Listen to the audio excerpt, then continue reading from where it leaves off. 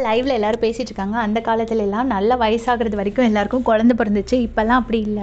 40 இயர்ஸ்லலாம் பொண்ணுங்க குழந்தை பெத்துக்கவே முடியாது அப்படிங்கிற மாதிரி ஜென்ரலா பேசிட்டு இருக்காங்க. அப்ப சுபிக்ஷாலாம் சொல்றாங்க, ஆமா அந்த காலத்து சாப்பாடெல்லாம் சூப்பரா இருந்துச்சு. இந்த காலத்துல நம்ம சாப்பிடுற சாப்பாடுலாம் கொஞ்சம் கூட இல்ல அப்படின்னு.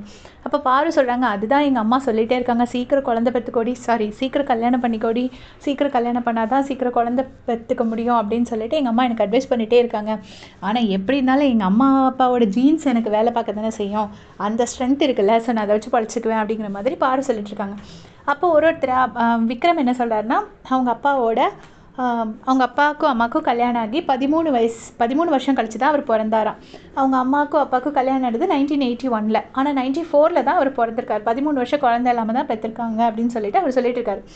அப்போ வினோத் அண்ணா என்ன சொல்கிறாருன்னா, எங்கள் அப்பா 1937 பிறந்தார். எங்கள் அம்மா 1942 பிறந்தாங்க. எங்கள் அப்பாவோட 42வது வயசில் தான் நான் பிறந்தேன் அப்படின்னு சொல்லிட்டு சொல்கிறாங்க. சொன்னோடனே விக்ரம் 1937 பிறந்தாரு, அவங்க அப்பாவுக்கு 42 இயர்ஸில் நீங்கள் பிறந்தீங்கன்னா அப்போ நீங்கள் பிறந்தது 1979. அப்போ நீங்கள் சொல்கிறது போய், உங்களுக்கு இப்போ 46 வயசு ஆகுது, 46 வயசு ஆகுது, கண்டுபிடிச்சிட்டோன்னு சொல்லிட்டு எல்லாரும் பயங்கரமாக டீஸ் பண்ணுறாங்க. நேராக இதெல்லாம் கார்டன் ஏரியாவில் நடக்குது. நேராக உள்ளே ஓடிட்டு போய் ரூம்குள்ளே சொல்கிறார். சொன்னோடனே கனியக்கா அடப்பாவி 46 வயசாகிட்டா என்ன அக்கான்னு கூப்பிட்டுட்டு இருந்தாரு, இப்போ ஒஸ்ட் பெர்ஃபார்மரில் போடுறேன், இந்தாவே போடுறேன் அப்படின்னு சொல்லிட்டு அவங்க ஃபாஸ்ட்டாக வராங்க. அவங்க இன்றைக்கி ஒரு சாரீலாம் கட்டி ரொம்ப அழகாக இருக்காங்க கனியக்கா.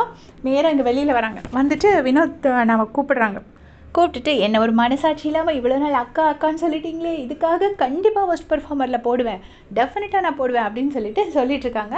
அப்போ அவரும் சிரிச்சிட்ருக்காரு. அப்போ அமித் சொல்கிறார், எதுக்கு வயசு ஜாஸ்தின்னா ஒஸ்ட் பெர்ஃபார்மரில் போடுவாங்களா அப்படின்னு கேட்குறாரு. அப்போ இல்லை வயசை போய் மறைச்சதுக்கு போடுவாங்களா அப்படின்னு சொல்லிட்டு, என் ஒய்ஃப் வேணால் ஆதார் கார்டு கொண்டு வருவா, நீங்கள் அப்போ பார்த்துக்கோங்க அப்படின்னு சொல்லிட்டு வினோதனா சொல்கிறாரு.